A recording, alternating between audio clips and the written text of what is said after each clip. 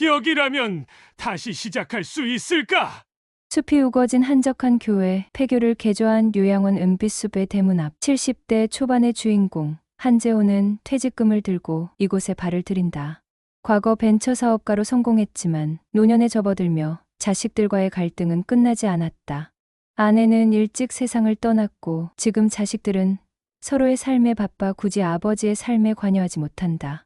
이 모든 것이 한때 자신이 꿈꾼 삶과는 달라졌다. 그래서 재호는 결심한다. 구독과 좋아요, 저에게 큰 힘이 되어주세요.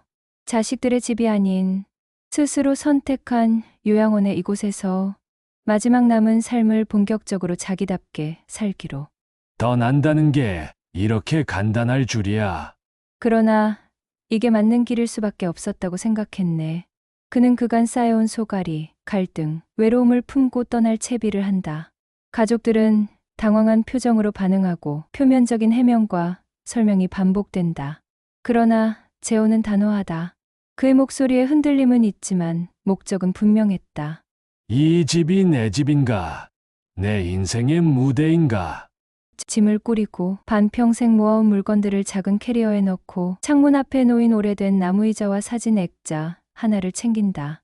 추억을 정리하면 마음이 가볍지 않겠느냐는 친구의 조언이 떠올랐다. 한재호, 73. 그는 여전히 정장을 입고 구두를 닦는다. 퇴직한 지는 벌써 10년이 넘었지만 아침에 눈 뜨면 양복을 고르고 셔츠를 다린다. 사람은 외출 준비를 하며 자신을 다잡는 법이지. 그의 집에는 이젠 아무도 살지 않는다. 둘째 딸 수진이 결혼하며 나갔고 큰아들 민석은 외국에 정착했다. 처음에는 자식들이 찾아오는 주말을 기다렸지만 이제는 택배보다도 자식 소식을 듣기 어렵다. 전화기 옆에는 자주 쓰는 메모가 놓여 있다. 무슨 말을 해도 이해해주지 않는다. 그는 그렇게 생각하며 조용히 요양원 입소 서류에 사인했다. 노후를 위해 준비한 장소라며 스스로를 설득했지만 속으로는 알고 있었다. 이건 마지막 남은 독립이었다. 집을 정리하다. 거실에선 오래된 벽시계가 10시를 알렸다. 재호는 마루에 무릎을 꿇고 앨범 하나를 펼쳐놓았다. 흑백 사진 속 젊은 자신. 옆에는 단발머리를 한 그의 아내 미정이 웃고 있었다. 다녀올게. 여어. 그는 조용히 사진을 닫았다. 앨범은 챙기지 않았다. 사진은 마음에 담아가기로 했다. 짐은 많지 않았다. 양복 2벌, 잠옷, 책 몇 권, 그리고 라디오. 그가 쓴 자서전 원고와 자식들에게 보내지 못한 편지도 한 묶음 챙겼다. 현관 앞 신발장을 마지막으로 정리하며 그는 중얼거렸다. 자식 집에서 눈치 보며 숨 죽이는 건 내가 원하는 말년이 아니야. 자식들과의 마지막 식사. 전날 저녁 딸 수진과 아들 민석을 불렀다. 너희들한테 미안하다. 이렇게 따로 말 안 하고 결정해서. 아빠, 요양원이라니 무슨 말씀이세요? 우리 집에 같이 계시면 되잖아요. 혹시 누가 서운하게 했어요? 그런 게 있으면 말이라도 좀 해보시지. 재호는 고개를 저었다. 아니다. 그런 게 아니다. 그냥 나 스스로 살아보고 싶을 뿐이야. 누구의 집에서 누구의 눈치를 보며 언제까지 여기에 있어야 하나 생각하는 건 이제 그만하고 싶다. 자식들은 아무 말도 하지 못했다. 수지는 젓가락을 내려놓고 입을 꾹 다물었고 민석은 눈을 피하며 물만 마셨다. 조용한 저녁 식사였다. 그 말 없는 시간이 가장 깊은 설득이었는지도 몰랐다. 요양원의 첫 하루. 경기도 외곽 나지막한 산자락 아래 은빛숲 요양원이라는 간판이 조용히 빛나고 있었다. 한재호는 택시에서 내리며 천천히 그 간판을 바라보았다. 낡았지만 잘 닫힌 유리문. 문 앞에는 분홍 장화 화분이 놓여 있었다. 누군가의 손길이 있는 곳이라는 걸 느끼게 해주는 풍경이었다. 이제 여기가 내 마지막 주소겠구나. 입구에서 직원이 다가왔다. 한재호 어르신이시죠? 기다리고 있었습니다. 이쪽으로 모실게요.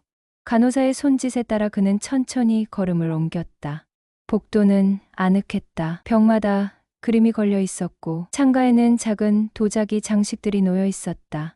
그는 한 번도 요양원이 이렇게 따뜻한 공간일 수 있다고 생각해 본 적이 없었다. 여기가 어르신 방입니다. 혼자 쓰시는 1인실이에요. 필요하신 물품은 언제든지 호출 버튼 누르시면 됩니다. 방 안은 단출했다. 침대 하나, 작은 책상과 옷장, 그리고 휠체어 하나가 구석에 놓여 있었다. 창밖으로는 작은 정원이 보였고 멀리 나무 사이로 햇빛이 드문드문 들어왔다. 의외로 나쁘지 않군. 짐을 풀며 그는 준비해 온 책 한 권을 꺼내 책상 위에 올려두었다. 표지는 낡았지만 그가 40대 시절 처음 읽은 헤르만 헤세의 데미안이었다. 그 책은 다시 시작한다는 뜻이었다. 지금 이곳에서처럼 저녁 식사 시간, 요양원 식당에는 어르신들이 이미 자리를 잡고 앉아 있었다. 백발의 노인부터 아직 허리가 꼿꼿한 사람까지 다양했다. 그들 대부분은 조용했다. 일부는 TV를 응시했고 일부는 한 손으로 천천히 밥을 떠먹고 있었다. 그는 구석 빈자리에 앉았다. 옆자리엔 60대 후반쯤으로 보이는 노인이 먼저 밥을 먹고 있었다. 안녕하세요. 저는 오늘부터 들어왔습니다. 한재호라고 합니다. 노인은 젓가락질을 멈추고 천천히 고개를 들었다. 이성만, 이성만입니다. 처음 오셨나 보죠? 아, 네. 오늘이 첫날입니다. 그러면 아직 많이 괴로우시겠네요. 처음은 다 그렇습니다. 재호는 대답 대신 고개를 끄덕였다. 식탁 위 굽이 김을 내며 식어갔다. 이곳은 병원이 아니었다. 그렇다고 집도 아니었다. 누군가에게는 탈출구, 누군가에게는 피난처, 그리고 한재호에겐 자발적 망명지였다. 입소한 지 사흘째 되는 날, 한재호는 복도를 걷다 휴게실 문 앞에 멈췄다. 문틈 사이로 들리는 라디오 소리와 가벼운 웃음소리. 그곳엔 이미 익숙한 분위기가 만들어져 있었다. 어서 오세요. 혼자 계시기 심심하셨죠? 먼저 말을 건 여인은 백발이 고운 곱슬머리였다. 이름표엔 박말순 76이라 적혀 있었다. 검은색 조끼 위로 털목도리를 두르고 한 손엔 뜨개질 실뭉치를 들고 있었다. 새로 오신 분 맞죠? 남자분은 드물어요. 말도 별로 없고. 조용한 걸 좋아합니다. 그래도 여기선 좀 떠들어야 살아요. 너무 조용하면 생각만 많아져서 병 생겨요. 휴게실 한켠엔 조용히 바둑판을 보는 노인 2명. 소파에 누워 책을 덮은 노인. TV 리모컨을 놓고 실랑이를 벌이는 2 여성이 있었다. 이 공간은 누군가의 하루이자 누군가에겐 하루를 견디는 공간이었다. 식사 후의 작은 사건. 저녁 식사 시간이 지나고 식당 입구에서 작은 소란이 벌어졌다. 김경자 어르신, 여긴 남자 방이에요.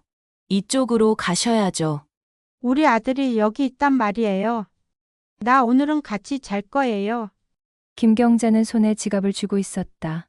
손톱은 깔끔히 정리되어 있었지만 눈빛은 흐릿했다. 어르신, 여긴 아드님 방 아니에요. 같이 가요. 우리 방으로. 재호는 그 광경을 조용히 지켜보다 가슴속 어딘가가 묘하게 먹먹해졌다. 내가 만약 기억을 잃게 된다면 누가 날 알아볼 수 있을까? 그날 밤 재호는 혼자 복도에 앉아 있었다. 잠이 오지 않았다. 요양원의 첫 주는 생각보다 고요하고 생각보다 길었다. 그때 이성만이 다가왔다. 잠 안 오시죠? 네. 여긴 이상하게 잠이 안 오네요. 이성만 천천히 앉으며 사람이 소리를 듣고 살아왔잖아요. 시계 소리, 아내 숨소리, 냄비 끓는 소리 같은 거. 그게 없으니 잠이 안 오는 거죠. 아내가 떠난 지 10년이 넘었는데 말씀 듣고 나니 오늘따라 그 숨소리가 생각나네요. 그날 이후 2 사람은 복도에 자주 앉게 되었다. 하루의 끝을 말없는 사람이 서로를 바라보며 위로하는 방식으로 조용히 마무리했다. 요양원에 입소한 지 1달쯤 되었을 무렵 한재호는 처음으로 손편지를 꺼내들었다. 수신이는 큰아들 한민석, 이메일도 문자도 아닌 손으로 쓴 편지였다. 민서가 잘 지내고 있지? 아빠는 여기서 매일 같은 식사, 같은 산책길을 걷는다. 근데 이상하게 평화롭다. 너희 집에서는 들리지 않던 내 마음의 소리가 여기선 자꾸 들려서 조금은 낯설고 조금은 반갑구나. 편지를 다 쓰고 나서도 봉투를 봉하지 못했다. 그는 잠시 망설이다가 편지를 책상 서랍 안에 넣었다. 내가 이 편지를 받아야 할 이유가 아직 없다는 게 내 마음을 참 이상하게 만든다. 요양원 1층 로비 한켠에는 입소자들이 가져온 사진들이 놓여 있었다. 가족, 손주, 여행지, 생일 파티. 하지만 재호는 사진을 꺼내지 않았다. 가족 사진은 있었지만 그 사진을 여기에 놓는 것이 그들 모두에게 짐이 될 것 같았다. 그날 저녁 박말순이 물었다. 왜 사진 하나 안 올리셨어요? 가족이 없진 않으시죠? 있긴 하죠. 근데 지금 나를 어떻게 생각할지 몰라서요. 그래서 우리는 여기 있는 거예요.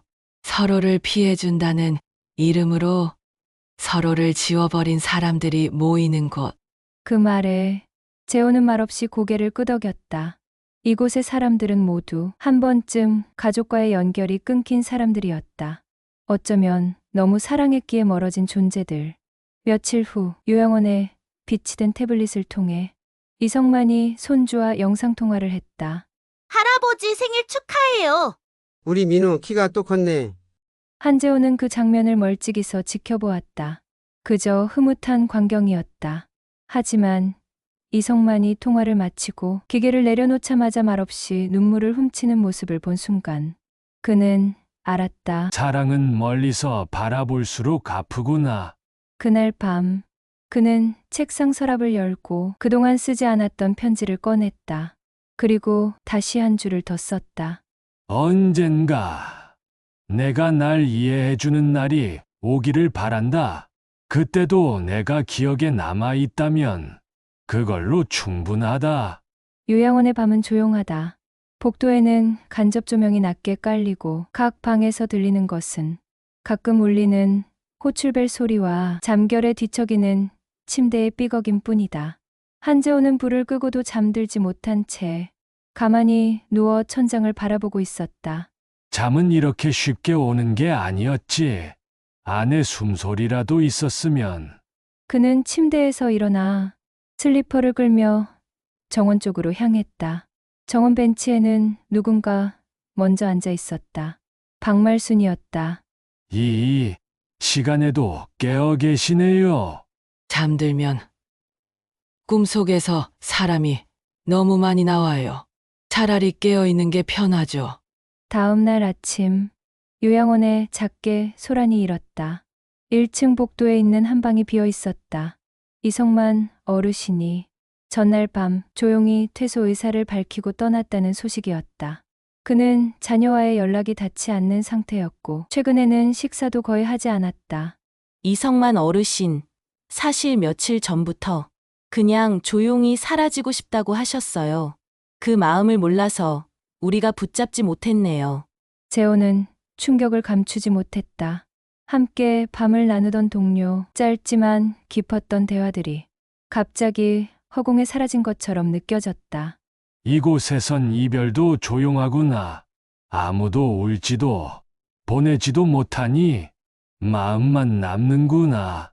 그날 밤 재호는 책상에 앉아 노트를 꺼냈다. 그리고 이런 글을 써내려갔다. 요양원은 사람을 오래 살게 하는 곳이 아니다.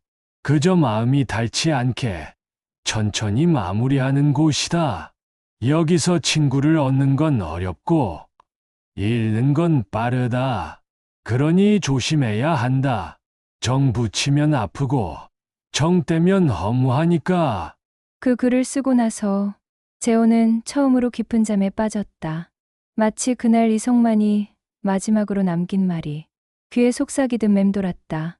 이젠 누구한테도 미안하고 싶지 않아요. 며칠 후 박말수는 정원 벤치에서 재호에게 묻지도 않은 이야기를 꺼냈다. 그녀는 평소와는 달리 뜨개질도 하지 않았고 표정도 조금 무거웠다. 한 선생님, 여기 온 이유가 뭐예요? 진짜 이유 말이에요. 그냥 조용히 있고 싶어서요. 자식들 사이에 끼고 싶지도 않았고, 내가 뭘 더 바라면 그게 또 짐이 될까 봐요. 나도 그래요. 내가 안 아프니까 자식들이 오히려 불편해했어요. 엄마가 왜 이렇게 멀쩡한데 혼자 살려고 하시냐고. 그녀는 주머니에서 작은 종이 하나를 꺼냈다. 그 위엔 손글씨로 적힌 문장이 있었다. 건강하다고 죄책감을 느껴야 할 만큼 우리 삶은 이상해졌습니다. 공동, 세탁실. 누구의 빨래가 누구의 것인지 헷갈리는 건 다반사였다. 어느 날 누군가의 수건을 잘못 챙긴 어르신이 혼잣말로 투덜대며 재호에게 물었다. 이 수건이 우리 거야? 저쪽 판 거야? 처음에는 작은 해프닝이었지만 그날 이후 세탁실 앞에 간이 테이블이 하나 놓였다. 누군가 자발적으로 빨래 이름표를 만들었고 그 옆엔 커피포트와 종이컵도 놓였다. 그렇게 요양원엔 작은 모임이 생겼다. 세탁실 모임. 매일 아침 10시마다 커피 한잔하며 어젯밤 잘 주무셨습니까? 이 한마디로 하루가 시작되는 작고 조용한 공동체. 어느 날 박말순이 급히 병원으로 이송되었다. 가슴 통증 때문이었다. 요양원 전체가 조용해졌고 재호는 식사 중 아무 말도 하지 않았다. 하지만 이튿날 말순은 다시 돌아왔다. 어휴. 죽으려고 해도 병원 침대가 너무 딱딱해서 그냥 돌아왔어요. 그녀가 돌아온 저녁 작은 이벤트가 열렸다.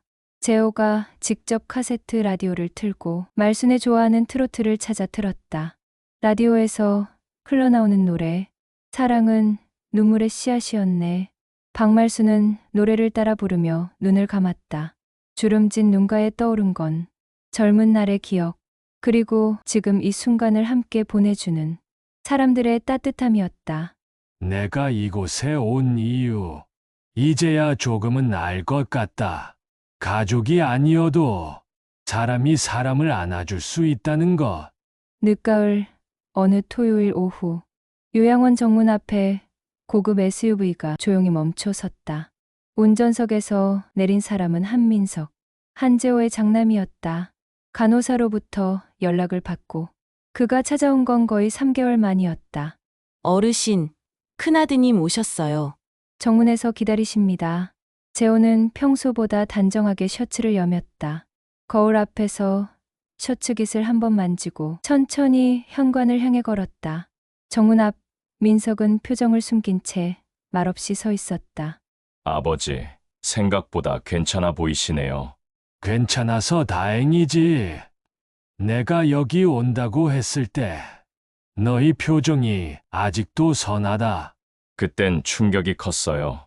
저희는 아버지가 외로워서 그러신 줄만 알았어요. 외로운 건 맞았지. 하지만 더 두려웠던 건 내 어머니 없이 내 자리를 스스로 못 정하고 있다는 거였다.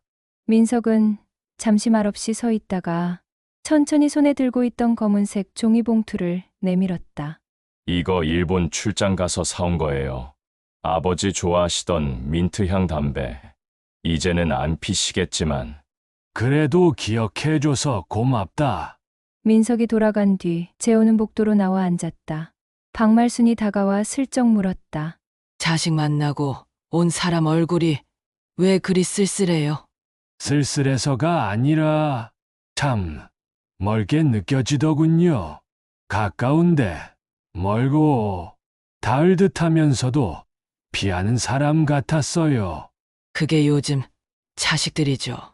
부담이라고 느끼면 도망가고 불쌍하다고 느끼면 죄책감에 찾아오죠. 근데도 왔다는 게 고맙긴 하더군요. 며칠 뒤 딸 수진에게서 영상통화가 걸려왔다. 그녀는 아이를 안은 채 환하게 웃었다. 아빠, 윤재 보세요. 이젠 말도 해요. 할아버지 한 번만 해봐. 아이의 작은 입에서 어설픈 발음이 흘러나왔다. 아버지, 한재호 눈가가 젖으며 그래, 우리 윤재 잘 크고 있구나. 할아버지는 여기서 잘 지내고 있다. 아빠, 혹시 집에 다시 오실 생각은 없으세요? 지금은 내 마음이 이곳에서 더 편하단다. 조금만 더 내 방식으로 살아보고 싶어. 그날 밤 재호는 처음으로 가족 사진 한 장을 요양원 로비에 걸었다. 그 사진은 아내 미정과 자식들이 함께 찍은 가장 평범한 가족 사진이었다. 이제 그는 가족을 숨기는 대신 기억 속에서 품고 살아가기로 했다. 요양원에서의 생활이 익숙해질 즈음 간호사들이 부르는 호칭 하나가 재호의 마음을 묘하게 건드렸다. 한 어르신, 식사하실 시간입니다. 어르신, 약 드셔야 해요. 그는 그 호칭이 불편했다. 마치 자아의 테두리가 노인 하나로 고정된 듯한 존중 같지만 거리두는 말처럼 느껴졌다. 혹시 이름으로 불러줄 수 있을까요? 네. 한재호 어르신. 그럼 재호님이라고 불러드릴까요? 그날 이후 그의 이름은 간호사의 입에서 다시 태어났다. 재호님, 물 드시겠어요? 오늘 기분 어떠세요, 재호님? 나레이션. 누군가가 이름을 불러준다는 건 단순한 호칭을 넘는 일이었다. 그것은 그 사람의 존재를 다시 인정받는 순간이었다. 어느 날 요양원에 새로운 입소자가 들어왔다. 이름은 최병규, 68세. 전직 고등학교 교장으로 말투는 깐깐했지만 매너는 분명했다. 처음 식당에서 인사를 나눌 때 그는 먼저 손을 내밀며 말했다. 한재호님 반갑습니다. 어르신보다는 그냥 이름으로 뵙고 싶습니다. 그 한마디에 재호는 미소 지었다. 이후 두 사람은 자연스럽게 재호님, 병규님이라 불렀고 이름이 호칭이 되자 대화는 훨씬 부드러워졌다. 이름을 부른다는 건 그 사람의 지금을 인정해 주는 거라 생각해요. 나이도 과거도 경력도 다 벗겨내고 말이죠. 맞아요. 우린 지금 이 자리에서 누군가의 아버지가 아니라 한 사람의 재호, 병규로 존재하는 거죠. 그날 이후 요양원 내에서는 작지만 분명한 변화가 시작됐다. 어르신이라는 말 대신 성함님이라는 부름이 늘었고 서로를 부르는 눈빛과 말투에도 어딘가 더 따뜻한 온기가 생겨났다. 박말수는 그렇게 말했다. 이름으로 불리니까 내가 나 같아졌어. 남편의 아내도 자식의 엄마도 아닌 박말순으로. 요양원은 더 이상 돌봄의 공간만이 아니었다. 이곳은 늙은 몸이 쉬는 곳이 아니라 지워졌던 이름과 존재를 회복하는 곳이 되어가고 있었다. 초겨울, 은빛숲의 정원의 서리가 내리기 시작한 아침. 박말수는 갑작스레 호흡곤란 증세를 보이며 병원으로 긴급 이송되었다. 그녀는 그동안 늘 밝고 유쾌했지만 간혹정원 벤치에 앉아 가슴을 누르는 손길을 보여주곤 했었다. 검사 결과 심장에 무리가 많으시대요. 정밀 검사 후엔 가족에게 연락드릴 예정입니다.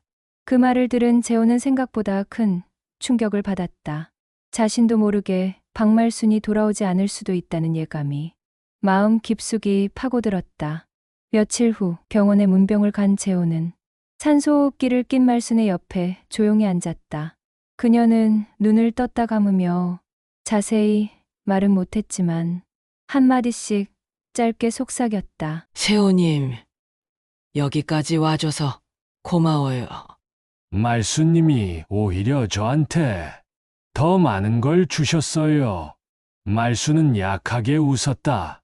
죽는 게 무서운 게 아니라 누구한테도 그립다는 말을 못하고 가는 게 참 아쉬워요. 그녀의 눈에 맺힌 눈물 한 방울이 재호의 손등 위로 뚝 떨어졌다. 제가 그 말을 대신해 드릴게요. 말수님은 누군가에게 참 많이 그리운 사람이었다고. 그날 밤 말수는 더 이상 눈을 뜨지 않았다. 요양원에 돌아온 재호는 공동 식당 한가운데 자리를 잡고 앉았다. 아무 말 없이 뜨거운 국 한 숟갈을 들고 천천히 식히고 넘겼다. 누군가가 물었다. 말수님 돌아가셨습니까? 예. 근데 참 이상하죠. 그분이 안 계신 오늘도 그분이 말한 말투가 자꾸 생각나요. 며칠 후 간호사가 작은 봉투 하나를 전해주었다. 한재호님께라고 적혀 있는 말순의 유언 편지였다.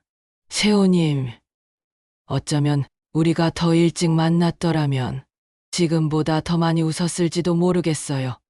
하지만 이곳에서라도 사람다운 마지막 시간을 함께 해줘서 진심으로 감사했어요. 제 이름, 제 말투, 제 농담을 기억해줄 단 한 사람이 있다는 것, 그게 얼마나 큰 위로였는지 살아서 말 못했던 걸 이제야 남깁니다. 그날 밤 재호는 오래간만에 펜을 들고 자신의 노트에 짧게 한 문장을 남겼다. 누군가의 마지막을 함께 해준다는 것. 그건 사랑이고 책임이며 가장 조용한 고백이다. 요양원의 공동식당. 늘 말순이 앉던 자리엔 이제 조용한 공기만이 가득했다. 그 자리에 놓인 작은 액자 하나. 간호사들이 말순의 사진과 그녀가 즐겨 쓰던 뜨개질 바구니를 정리해 작은 추모 코너를 만들었다. 사람은 사라져도 그 자리는 기억 속에 그대로 남아있구나. 며칠 후 재호는 오랜만에 책상 앞에 앉았다. 자신이 한때 출간을 꿈꾸며 쓰다만 자서전 원고 파일을 다시 열었다. 하지만 이제는 예전처럼 업적과 이력을 나열하는 방식이 아니었다. 그는 제목을 이렇게 바꿨다. 사라지지 않는 사람들, 은빛 숲의 기억. 그리고 첫 문장을 적었다. 이곳에 온 첫날 나는 스스로를 잃고 싶었다. 하지만 시간이 지나면서 나는 다시 누군가의 친구, 이름, 그리고 기억이 되었다. 그날 밤 재호는 손자 윤재에게 편지를 썼다. 그는 아이가 아직 글을 다 읽지 못한다는 걸 알지만 미래의 어느 날 이 편지가 도달하리라는 걸 믿었다. 윤재야, 너는 아직 작고 세상이 얼마나 복잡한지 모를 거야. 하지만 기억해줘야 할 게 있어. 사람은 늙는다고 사라지는 게 아니란다. 사랑받고 기억되면 그건 끝까지 살아있는 거야. 할아버지는 지금 이곳에서 다른 어른들과 매일을 소중하게 살아가고 있어. 너도 내 이름을 부를 사람들 곁에서 그들의 이름을 불러주는 따뜻한 사람이 되면 좋겠구나. 봄이 다가오고 있었다. 정원에 새로 심은 개나리와 목련이 꽃망울을 터뜨릴 준비를 하고 있었고 한재호는 처음으로 요양원 바깥 외출을 신청했다. 정문 앞 그는 지팡이에 의지한 채 천천히 걸었다. 나는 여전히 늙었고 여전히 가족과 멀 수도 있다. 하지만 나는 이제 내 이름을, 내 삶을 다시 걷고 있다. 조용히 떠난 사람들은 사라지기 위해 떠난 사람들이 아니라 자신을 회복하기 위해 걸어 들어간 사람들의 이야기였다. 그리고 그들은 조용히 서로의 이름을 불러주며 사람으로 남았다. 몇 년 후 윤재는 초등학교 독후감 대회에서 상을 받았다. 그가 쓴 제목은 이렇게 시작됐다. 나의 이름을 기억해준 할아버지에게. 봄이 다시 왔다. 은빛숲의 정원에는 노란 개나리와 흰 목련이 피었고 벚꽃은 복도 창문 너머로 흩날리기 시작했다. 새로운 계절은 오래된 사람들에게도 작은 설렘을 남겼다. 한재호는 작은 노트를 펴고 이름을 적었다. 박말순, 이성만, 최병규, 그리고 한재호. 잊히지 말았으면 하는 이름들이었다. 누군가는 떠났고 누군가는 여전히 남아 있었다. 그리하여 그는 결심했다. 이제는 남은 사람답게 살아보자. 요양원에서는 매달 셋째 주 목요일 생활조정회의가 열린다. 입소자들의 불편사항을 수렴하고 다 같이 개선, 방향을 논의하는 자리다. 그동안 회의는 형식적이었다. 몇몇 불만이 제기되면 간호사장이 알아보겠다는 말로 정리했고 대부분은 그냥 조용히 지나갔다. 그런데 이번 회의 처음으로 한재호가 손을 들었다. 정원 의자에 등받이 쿠션을 좀 더 설치해 주셨으면 합니다. 허리가 약한 분들은 오래 앉기도 힘들어요. 아, 네. 좋은 의견 감사합니다. 그리고 다시 손을 들었다. 다음 주 요일별 식단도 미리 공개해 주세요. 입소자 중 일부는 소화장애가 있고 약 복용 시간도 맞춰야 하거든요. 회의가 끝나자 입소자들 사이에서 박수가 나왔다. 누군가는 속삭였다. 아, 저 양반 진짜 대표님 같은 분이네. 그날 이후로 작은 변화들이 생겨났다. 식단표는 식당 벽에 일주일치가 게시되었고 정원 벤치에는 쿠션이 새로 배치되었다. 재호는 자신이 뭔가를 해냈다기보다 이 공동체 안에서 처음으로 필요한 사람이 되었다는 사실에 조금은 감격했다. 며칠 후 요양원 원장이 재호를 개인적으로 불렀다. 재호님, 혹시 입소자분들을 대상으로 짧은 강연 같은 거 해보실 생각 없으세요? 제가 무슨 강연을... 원장, 노후의 삶을 스스로 계획하고 실천하고 계신 분이잖아요. 요즘엔 그런 태도 자체가 큰 메시지가 됩니다. 그는 생각했다. 자신이 은퇴 후 가장 긴 침묵의 시간을 지내왔다고 믿었지만 어쩌면 지금 가장 말할 자격이 생긴 시점일지도 모른다고. 요양원 벚꽃 잔치가 열리던 날 한재호는 처음으로 민석과 수진에게 초대장을 보냈다. 종이에 손으로 적은 정성스러운 문장. 그는 메모지에 이렇게 적었다. 봄꽃이 핀 날, 나를 아버지라고 불렀던 사람들과 다시 마주 앉고 싶습니다. 초대장을 받은 민석은 전화도 없이 당일에 나타났다. 차 문을 닫고 정문을 향해 걸어오던 그의 얼굴에는 다소 복잡한 감정이 섞여 있었다. 수지는 윤재와 함께 왔다. 손자의 손을 잡은 채 요양원 입구에서 고개를 숙였다. 아빠 오늘은 그냥 그림처럼 다녀갈게요. 말이 많으면 또 엉켜버릴 것 같아서요. 그것도 괜찮다. 너희 얼굴만 봐도 나에겐 큰 일이지. 정원 한쪽, 재호와 민석은 나란히 앉았다. 햇살이 부드럽게 내리던 오후, 민석이 먼저 입을 열었다. 아버지, 요즘 일기 쓰신다는 얘기 들었어요. 수진이한테 전해 들었어요. 아, 내가 뭘 남긴다기보다 그냥 메일을 정리하고 있어. 가끔 내 어머니 얘기도 쓰고 너희 얘기도 써. 민석은 고개를 떨구었다. 그는 한참을 말없이 있다가 말했다. 제가 아버지를 모셔야 한다는 부담 때문에 정작 만나야 한다는 걸 잊고 있었던 것 같아요. 그래서 내가 이곳에 온 거다. 모시는 게 아니라 내가 그냥 스스로 살아보고 싶어서. 미안해요, 아버지. 너무 늦게 이해했네요. 수지는 윤재를 재호 품에 안겨주었다. 아이는 처음엔 낯설어하다가 재호의 목에 팔을 두르고 말했다. 윤재. 할아버지 몸꽃 예뻐요. 그 말에 재호는 가볍게 아이를 안고 사진을 찍었다. 그리고 그 사진을 요양원 로비 한쪽, 말순의 사진 옆에 조용히 걸었다. 그날 저녁 요양원에 남은 그는 노트에 이런 문장을 적었다. 가족은 때로는 멀어야 가까워진다. 진심은 소리 없는 손짓일 때 가장 크게 들리는 법이다. 재호님, 이번 주말엔 날씨가 따뜻할 거래요. 혹시 가족분들과 외출 계획 있으세요? 간호사의 물음에 한재호는 잠시 멈칫했다가 고개를 끄덕였다. 손자 녀석이랑 한번 밖에 나가볼까 합니다. 요양원 생활 내내 그는 한 번도 외출 신청을 하지 않았다. 하지만 윤재와의 짧은 만남이 남긴 여운이 그의 안에서 오랫동안 남아 있었다. 그날 수지는 윤재의 손을 잡고 요양원 정문 앞에서 기다리고 있었다. 아빠, 무리하시는 거 아니에요? 무리하려고 나가는 거야. 몸도 마음도 한 번쯤 흔들어 봐야지. 그래야 다시 살아. 세 사람은 전철을 타고 시청 앞 도서관으로 향했다. 윤재는 처음 보는 할아버지의 천천한 걸음에 맞춰 신기한 듯 주변을 둘러보았다. 할아버지 지하철 진짜 느려요. 할아버지는 더 느려요. 느린 게 나쁜 건 아니란다. 천천히 가야 더 많은 걸 볼 수 있어.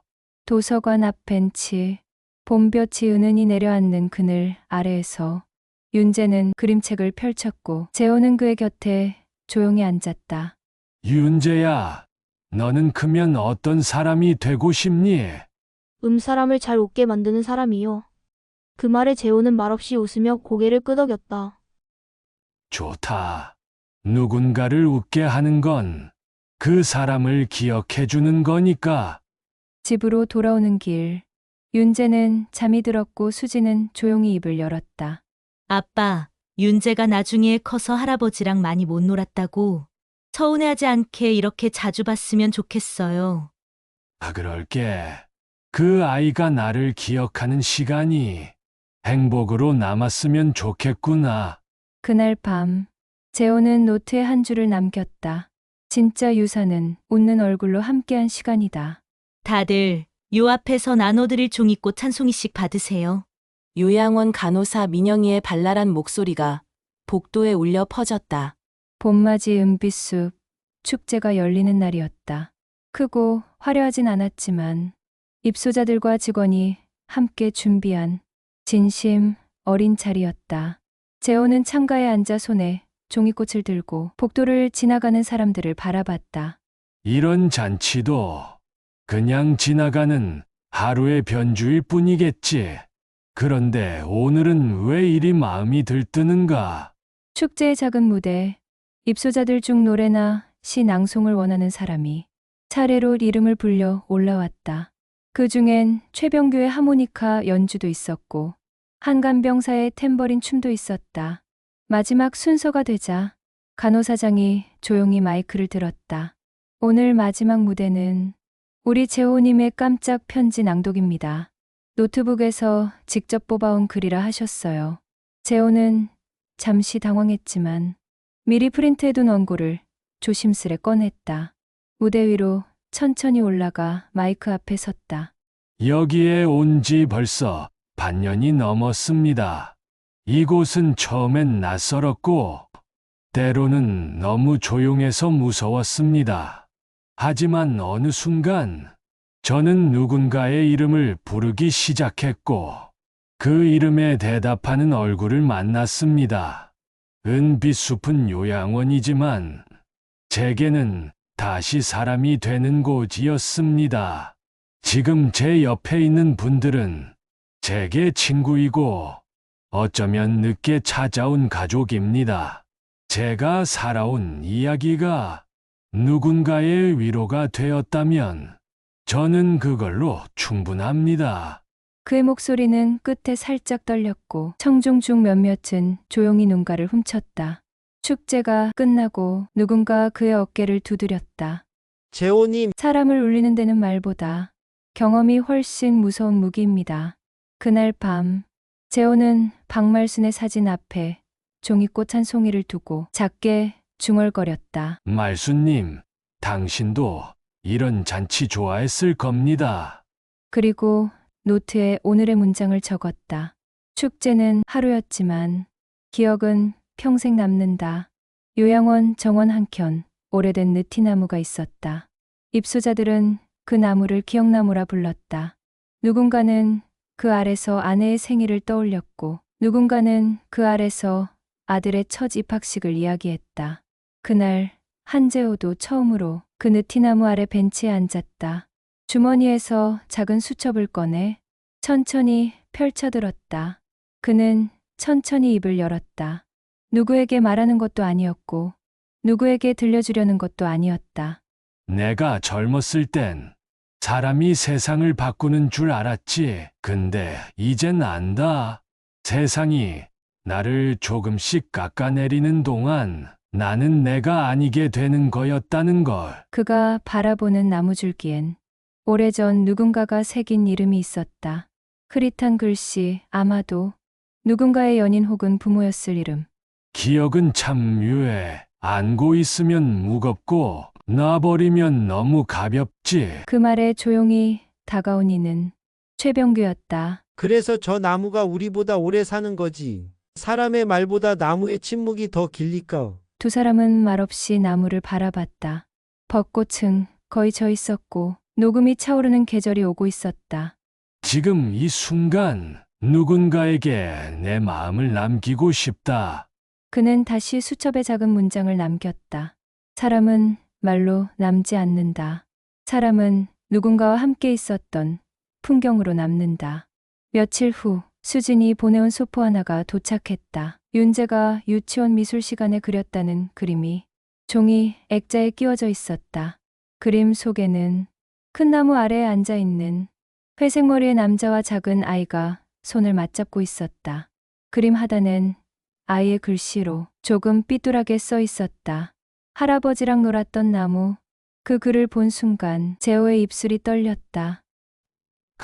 그래, 나는 아직 기억되는 사람이구나.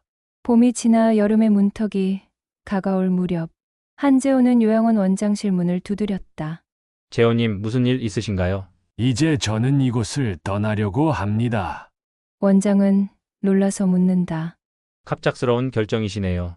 불편한 점이라도 있으셨나요? 그렇지 않습니다.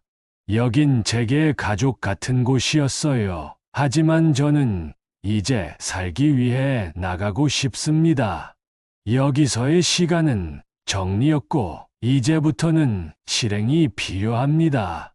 며칠 뒤 공식적으로 퇴소 예정자로 이름이 올라갔다. 요양원 게시판 한쪽 작은 칠판에 한재호 님 퇴소 디십 그렇게 쓰여 있었다. 최병규는 한참 그 칠판을 바라보다가 물었다. 무서우세요? 밖으로 나가는 게. 무섭죠. 근데 가슴이 또 뛴다는 건 내 안에 아직 살아있는 무언가가 있다는 뜻 아닙니까? 퇴소 전날 밤 요양원에서는 작은 환송회가 열렸다. 입소자들과 직원들이 함께 모여 작은 다과와 음악이 흐르는 자리. 재호님은 우리에게 너무 큰 기둥 같은 존재셨어요. 하지만 이제는 그 기둥이 바깥 세상에서 또 누군가의 그늘이 되시길 바랍니다. 재호는 준비해온 작은 메모지를 꺼내 하나씩 모두에게 나눠주었다. 그 안엔 똑같은 문장이 적혀 있었다. 기억해주는 사람이 있는 한 우리는 어디서든 살아 있습니다. 정문 앞 수진과 윤재가 와 있었다. SUV 트렁크가 열려 있었고 그 안에 짐은 아주 단출했다. 아빠, 이번엔 같이 사는 거죠? 아니, 따로 살 거다. 하지만 매주 얼굴은 보자. 그게 우리가 오래 함께 가는 법이야. 윤재가 달려와 안긴다. 할아버지, 나 이제 그림책 말고 진짜 이야기 해줄 수 있어요? 그래, 이제 내 이야기는 너랑 함께 쓰는 거다. 그는 떠났다. 누구의 부양 대상이 아니라 누군가의 삶을 새롭게 시작할 한 사람으로. 그날 이후 요양원의 느티나무 아래 빈자리는 그를 기억하는 이들의 자리로 남았다. 한재호는 요양원 퇴소 이후 도심에서 조금 떨어진 조용한 마을로 이사했다. 전세 계약한 1룸 빌라, 엘리베이터는 없었지만 하루 3번 햇살이 들어오는 창이 있었다. 무엇보다도 그곳에는 걸어서 5분 거리에 마을 도서관이 있었다. 그는 매일 아침 그곳에 가서 책 한 권을 펼쳤고 그 옆에 늘 작은 메모장을 꺼내 놓았다. 이제 내 하루는 기록으로 산다. 그는 그렇게 다짐했다. 도서관에서 자원봉사를 하던 고등학생들이 한재호에게 다가와 말을 걸었다. 학생일. 혹시 어르신 예전에 사업하셨던 분 맞죠? 요양원에서 자서전도 쓰셨다던데요. 그걸 어떻게 알았죠? 요양원에서 봉사했던 선배가 알려줬어요. 혹시 저희랑 작은 세대 간 인터뷰 프로젝트 해보실 생각 있으세요? 그날부터 매주 토요일 오후 한재호는 청소년 세대와의 삶 인터뷰 프로그램에 참여하게 되었다. 인터뷰 첫날 학생들은 조심스러운 질문들을 던졌다. 왜 요양원을 자발적으로 선택하셨나요? 가족과 떨어지는 게 두렵지 않으셨나요? 가장 후회되는 선택은 무엇인가요? 재호는 그 모든 질문에 숨기지 않고 천천히 정확하게 답했다. 나는 독립이 고립이 되지 않게 하려고 노력했어요. 혼자 살면서도 관계는 끊지 않았죠. 왜냐면 내 삶이 누군가의 기억에 남기를 바랐거든요. 학생들 중 하나가 물었다. 할아버지, 그럼 저희도 누군가에게 기억될 수 있을까요? 기억이란 건 거창한 영웅담이 아니라 작은 친절 하나로도 남는 거야. 오늘 너희가 내 이야기를 들은 것처럼 너희 이야기를 누군가에게 해주는 것. 그게 바로 기억의 시작이지. 몇 주 후 마을 작은 강당에서 세대 간 연대 토크 콘서트가 열렸다. 주제는 우리가 기억하는 사람들. 청소년과 노년층이 함께 무대에 올라 서로에게 배운 이야기를 나누었다. 그 무대 위 한재호는 윤재와 함께 섰다. 손자와 함께 서는 삶의 무대는 그에게 가장 늦은 그러나 가장 빛나는 순간이었다. 저는 더 이상 자식의 짐이 아니라 누군가의 기쁨이 되고 싶었습니다. 그래서 떠났고 돌아왔고 이제는 함께 걷기로 했습니다. 그게 제 후세대에게 남기고 싶은 마지막 약속입니다. 초여름 어느 날 한 통의 전화가 도서관을 통해 걸려왔다. 안녕하세요. 은빛 출판사 편집팀입니다. 은빛숲의 기억이라는 자필 회고록이 있다는 말을 듣고 연락드렸습니다. 한재호는 잠시 말을 잃었다. 요양원에서 작성한 글을 일부만 복사해 두었던 걸 간호사 민영이 출판사에 전한 것이었다. 요양원에서 살아가는 사람들의 시선과 문장은 대단히 진실하고 무겁지 않아서 좋았습니다. 출간을 고려해보고 싶습니다. 몇 달 뒤 은빛숲의 기억 어느 시니어의 마지막 독립 이라는 제목의 책이 세상에 나왔다. 초판 첨부가 소박하게 인쇄되었고 지역 도서관과 공공시설에 무료로 배포되었다. 책의 앞머리엔 이런 문장이 적혀 있었다. 우리가 죽어서 남기는 게 집도 돈도 아닌 이야기였으면 좋겠다. 책이 조금씩 입소문을 타며 지역 시니어 센터에서 강연 요청이 들어왔다. 그는 조심스럽게 연단에 섰고 처음엔 손이 떨렸다. 제가 말씀드리고 싶은 건 단 하나입니다. 늙음은 인생의 마무리가 아니라 새로운 관계를 배우는 시간이라는 겁니다. 관객 중 누군가 손을 들었다. 요양원에 간다는 건 자식에게 버림받았다는 거 아닙니까? 그는 침착하게 답했다. 저는 버림받은 게 아니라 스스로 떠난 겁니다. 그리고 그 선택이 저를 더 단단하게 만들었습니다. 그 해, 가을, 지역 라디오 방송국에서 세대 공감 코너에 초대되었다. 마이크 앞 그는 요양원에서의 삶, 가족과의 갈등, 그리고 말순과 병규, 민영, 윤재와의 추억을 천천히 풀어냈다. 청취자들 사이에서 재호 할아버지는 조용히 주목받는 이름이 되었다. 그는 말하고 싶지 않던 과거를 이제는 누군가에게 들려주고 싶은 이야기로 바꾸고 있었다. 그것이 바로 그가 바란 진짜 독립이었다. 책 출간 이후 몇 달이 지나고 한재호는 다시 은빛숲을 찾았다. 정문 앞의 느티나무는 여전히 그 자리를 지키고 있었고 복도에는 새로 입소한 어르신들의 이름표가 달려 있었다. 재호님, 정말 반갑습니다. 요즘도 여전히 바쁘시죠?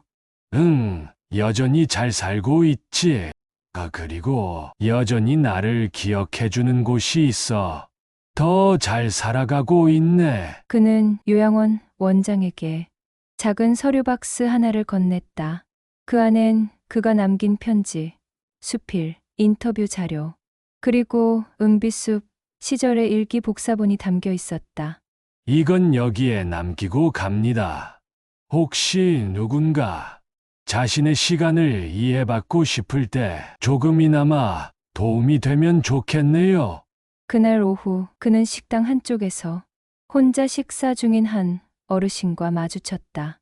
신입 입소자인 듯 어색한 손놀림과 불편한 눈빛이 익숙했다. 신입 어르신. 여긴 원래 이렇게 조용합니까? 원래는 마음이 더 조용해지는 곳입니다. 소리는 없어도 시간이 사람을 품어줘. 그는 그 어르신 옆에 조용히 앉아 같이 식사를 했다. 누군가 그랬다. 처음에 고독은 혼자 밥 먹는 시간에 가장 크게 느껴진다고. 하지만 그날 두 사람은 국을 떠먹는 소리만으로도 어쩌면 사람이 함께 있다는 걸 느꼈다. 퇴소 전 마지막으로 그는 다시 느티나무 아래에 섰다. 작은 종이 한 장을 꺼내어 나무 기둥에 붙였다. 거기엔 단 한 줄이 적혀 있었다. 기억하고 기억되기를 바라는 모든 이에게. 그는 그 말에 자신의 모든 시간을 담아냈다. 또 한 해가 돌고 돌아왔다. 한재호는 작은 커뮤니티 센터에서 청소년들과 함께 삶의 기록 쓰기 프로그램을 진행하고 있었다. 책상 위에 놓인 이름표에는 한재호 은비숲 작가라는 문구가 적혀 있었다. 누군가는 그를 강사님이라 불렀고 누군가는 할아버지라고 불렀다. 하지만 그가 가장 좋아하는 호칭은 재호님이었다. 그 이름은 그가 노인이 되기 전에 불리던 마지막 이름, 그리고 다시 사람으로 돌아오게 만든 첫 번째 이름이었다. 윤재의 발표. 교실 안. 윤재가 발표를 마쳤다. 그의 발표 제목은 이랬다. 할아버지가 가르쳐준 것. 할아버지는 매일매일 일기를 쓰셨어요. 그리고 사람의 이름을 소중히 불러주셨죠. 저도 이제 친구들 이름을 한 글자 한 글자 부르려고 해요. 그게 사람이 사람을 기억하는 방법이라고 하셨어요. 돌아오는 길. 그날 집으로 돌아가는 길. 재호는 벚꽃이 흐드러진 골목을 천천히 걸었다. 사람들은 셀카를 찍고 웃고 있었고 유모차를 미는 부부, 벤치에 앉은 노부부, 혼자 조용히 나무를 바라보는 젊은이도 보였다. 그는 걸음을 멈추고 중얼거렸다. 나는 사라지지 않았다. 내 이름을 기억하는 누군가가 남아있다면 나는 여전히 살아있는 것이다. 마지막 문장. 그날 밤 그는 오래된 노트 마지막 장에 이렇게 썼다. 기억은 반드시 누군가의 입에서 다시 피어난다. 그게 사랑이고 그게 인생이다.